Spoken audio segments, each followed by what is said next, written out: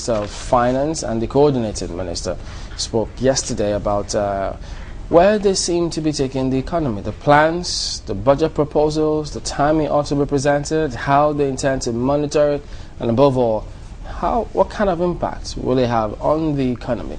Well, that and a whole lot more we're focusing on here this morning, and Mr. Abiodun joins us now. Mr. Abiodun Sopitan is a financial and management consultant. Thank you for coming on this morning, sir. Thank you very much.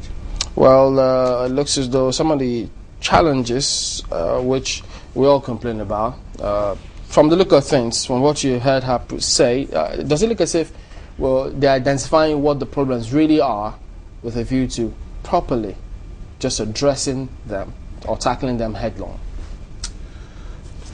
Well, at least we have a minister who seems to understand what the issues are.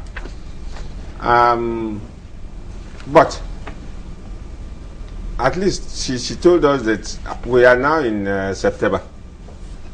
Nobody knows what has happened to our budget till now. She's told us that there's no means of determining what has been happening to the budget. The current budget? Yes, the current budget, yes. And she's promising us about next year. But in the meantime, we all know that we have issues on our hands.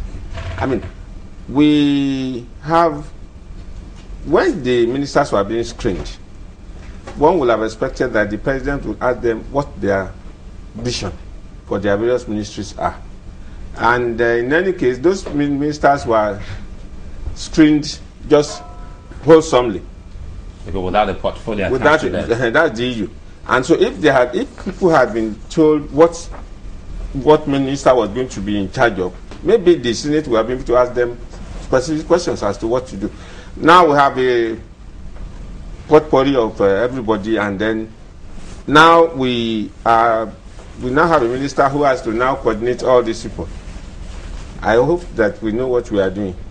But the important thing really, to me, the main thing that we have that is militating against the growth of in our economy is this issue of energy, power, and then we have been told now that the government is actually contemplating removing the subsidy, and that is going to cause a lot of upheavals all over again.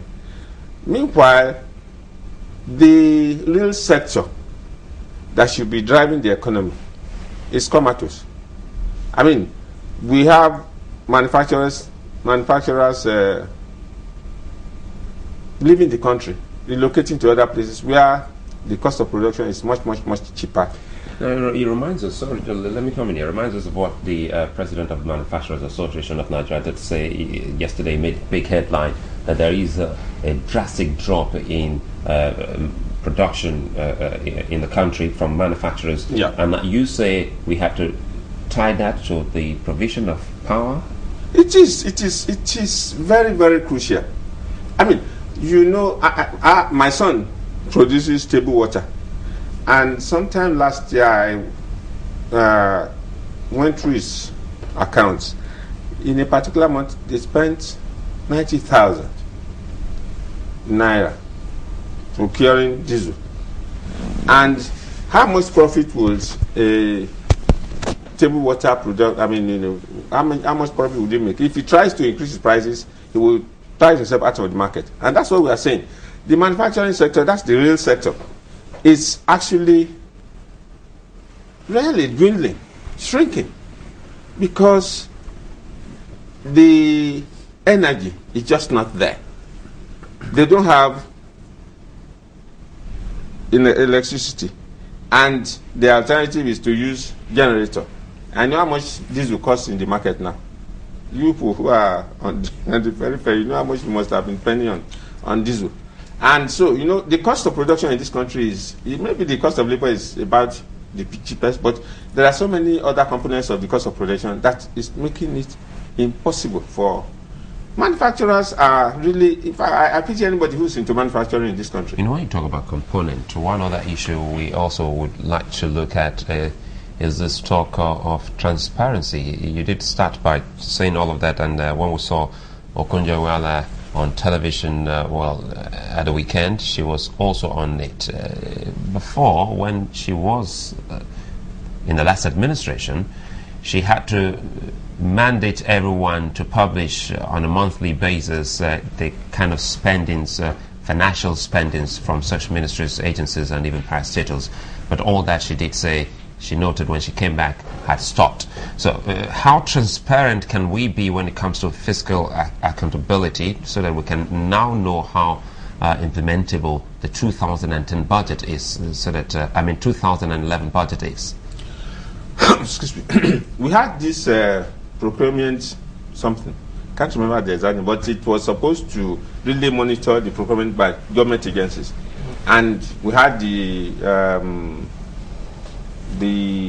one that was manned by what's the due process, and those times we used to have headlines that so much money had been saved from a particular contract, whereas it was the same administration that actually awarded that contract. So what are we talking about? Now, the issue of transparency actually encompasses everything, and that is the issue.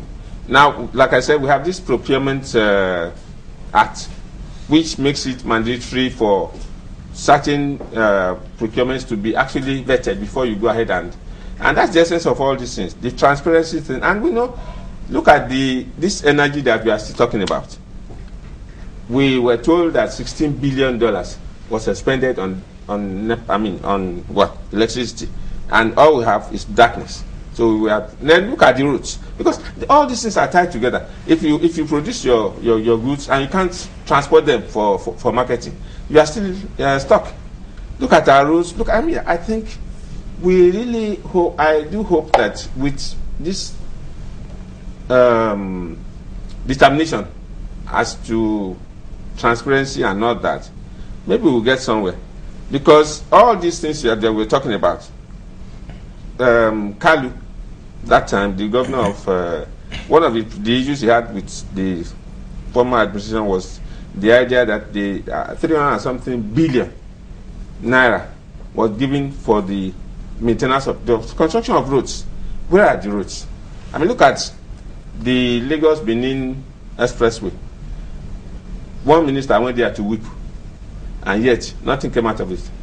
Today, we are still talking of the same roads, the same, and we have contracts being awarded every day. Well, you're a financial expert. Is it that monies are not budgeted for such projects? If you say, for instance, one of the problems has to do with electricity supply and having access road networks. Yeah. Okay. Is it that when the budgets are out, when the budget is out, is it that monies are not budgeted for such key projects?